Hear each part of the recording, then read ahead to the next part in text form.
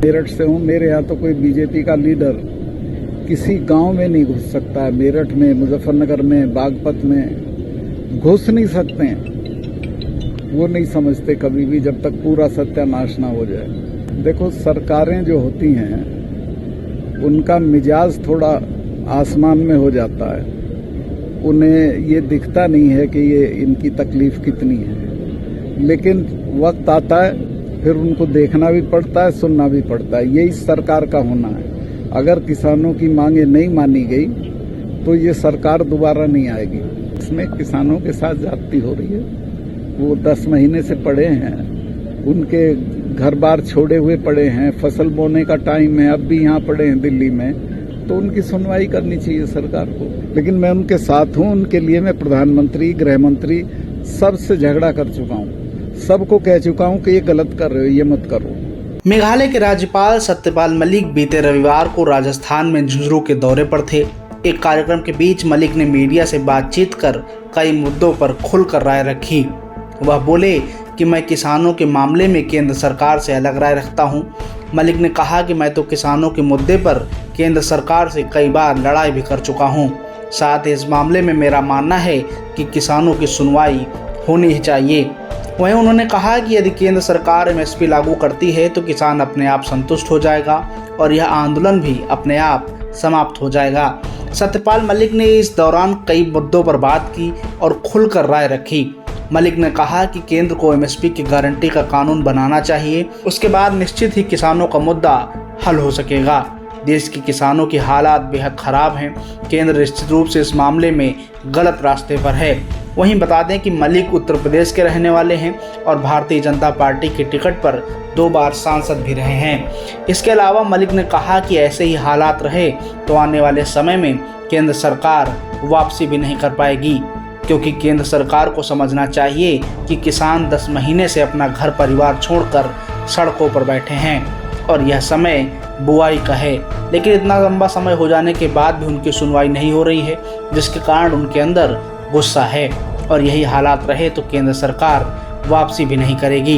वहीं जब उनसे पूछा गया कि इतने बड़े आंदोलन के बावजूद सरकार कोई कदम क्यों नहीं उठा रही है, तो इस पर उनका कहना था कि केंद्र सरकार के इर्द गिर्द गलत सलाह देने वाले लोग बैठे हैं, जिसके कारण ही सब सत्यानाश हो रहा है। साथ उन्होंने कहा कि मैं तो खुद मेरठ से हूं और मेरे यहाँ तो हालात ऐसे हैं कि कोई भी बीजेपी का नेता किसी गांव के अंदर तक नहीं घुस सकता, और यह केवल मेरठ का ही नहीं बल्कि पूरे पश्चिमी यूपी का हाल है। इसके अलावा मलिक ने कहा कि मैं शुरू से ही किसानों के साथ खड़ा हूं और ज़रूरत पड़ने पर पद भी छोड़ सकता हूं। वहीं किसानों के लिए मैं कई बार प्रधानमंत्री और गृह मंत्री से झगड़ा तक कर चुका हूं। मैंने उनसे पहले ही कहा था कि यह सब मत करिए।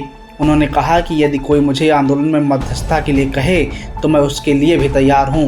किसानों ने मुझे मध्यस्थ मान लिया है, लेकिन सरकार भी इसके लिए माने तब कहीं जाकर बात बनेगी। वहीं लखीमपुर के मामले पर मलिक ने कहा कि ये घटना होते ही मंत्री अजय मिश्र टेनी को इस्तीफा दे देना चाहिए था। साथ उन्होंने कहा कि अजय मिश्र केंद्रीय गृह राज्य मंत्री तो छोड़िए, मंत्री बनने के लायक भी नहीं हैं। इसके अलावा उन्होंने कश्मीर में हो रही आतंकवादी घटनाओं के भी बारे में बात की। साथ उन्होंने कहा कि जब वे कश्मीर के राज्यपाल थे तब वहां पर आतंकवाद काफी हद तक कम हो गया था। आतंकवादी कई किलोमीटर तक अंदर नहीं घुस पाते थे। वहीं सिख समुदाय पर राज्यपाल ने कहा कि यह समुदाय हमेशा से ही देशभक्त रहा है। इस पर किसी प्रकार का लांछन लगाना हमारे इतिहास का अपमान होगा।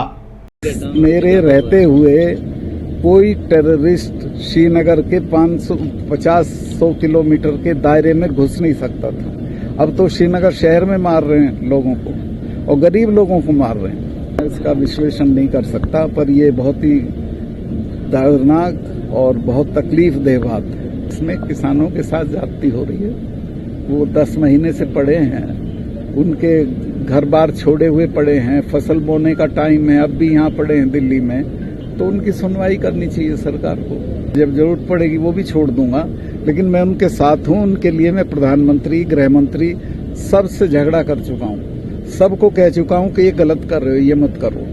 को अपने विचार बताऊंगा जो हैं, चाहे वो कश्मीर पे हों या किसी भी चीज़ पे हों। देखो, सरकारें जो होती हैं उनका मिजाज थोड़ा आसमान में हो जाता है।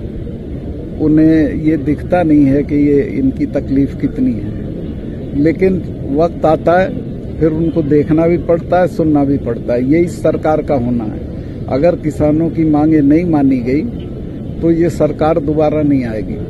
मेरठ से हूँ, मेरे यहाँ तो कोई बीजेपी का लीडर किसी गांव में नहीं घुस सकता है। मेरठ में, मुजफ्फरनगर में, बागपत में घुस नहीं सकते हैं। वो नहीं समझते कभी भी जब तक पूरा सत्यानाश ना हो जाए। गिर्द हैं वो लोग, उनको गलत सलाह दे रहे हैं। ये कहे तो कि तू मध्यस्थ है, मैं तो कर दूंगा मध्यस्थता, लेकिन एक पार्टी तो, किसानों ने तो कह दिया हम मानने को तैयार हैं। सरकार भी कहते मैं बैठ के एक चीज है जिससे हल हो जाएगा। आप एमएसपी की गारंटी कर दो। तीनों कानून के मामले पे मैं किसानों को मना लूंगा कि ये तीनों कानून लंबित हैं, छोड़ दो इसको। अब मेरे रहते हुए कोई टेररिस्ट श्रीनगर के 550-100 किलोमीटर के दायरे में घुस नहीं सकता था। अब तो श्रीनगर शहर में मार रहे हैं लोगों को और गरीब लोगों को मार रहे हैं। इसका विश्लेषण नहीं कर सकता, पर ये बहुत ही दर्दनाक और बहुत तकलीफ देह बात है। इसमें किसानों के साथ ज्यादती हो रही है। वो 10 महीने से पड़े हैं, उनके घर बार छोड़े हुए पड़े हैं, फसल बोने का टाइम है, अब भी यहाँ पड़े हैं दिल्ली में, तो उनकी सुनवाई करनी चाहिए सरकार को। जब जरूरत पड़ेगी वो भी छोड़ दूंगा, लेकिन मैं उनके साथ हूँ। उनके लिए मैं प्रधानमंत्री, गृह मंत्री सबसे झगड़ा कर चुका हूँ, सबको कह चुका हूँ कि ये गलत कर रहे हो, ये मत करो। को अपने विचार बताऊंगा जो हैं, चाहे वो कश्मीर पे हों या किसी भी चीज पे हों। देखो, सरकारें जो होती हैं उनका मिजाज थोड़ा आसमान में हो जाता है।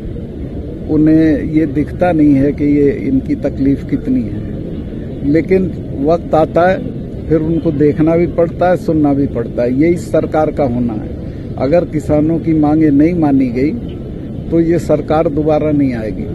मेरठ से हूँ, मेरे यहाँ तो कोई बीजेपी का लीडर किसी गांव में नहीं घुस सकता है। मेरठ में, मुजफ्फरनगर में, बागपत में घुस नहीं सकते हैं। वो नहीं समझते कभी भी जब तक पूरा सत्यानाश ना हो जाए। गिर्द हैं वो लोग, उनको गलत सलाह दे रहे हैं। ये कहे तो कि तू मध्यस्थ है, मैं तो कर दूंगा मध्यस्थता, लेकिन एक पार्टी तो, किसानों ने तो कह दिया हम मानने को तैयार हैं। सरकार भी कहते मैं बैठ के एक चीज है जिससे हल हो जाएगा। आप एमएसपी की गारंटी कर दो।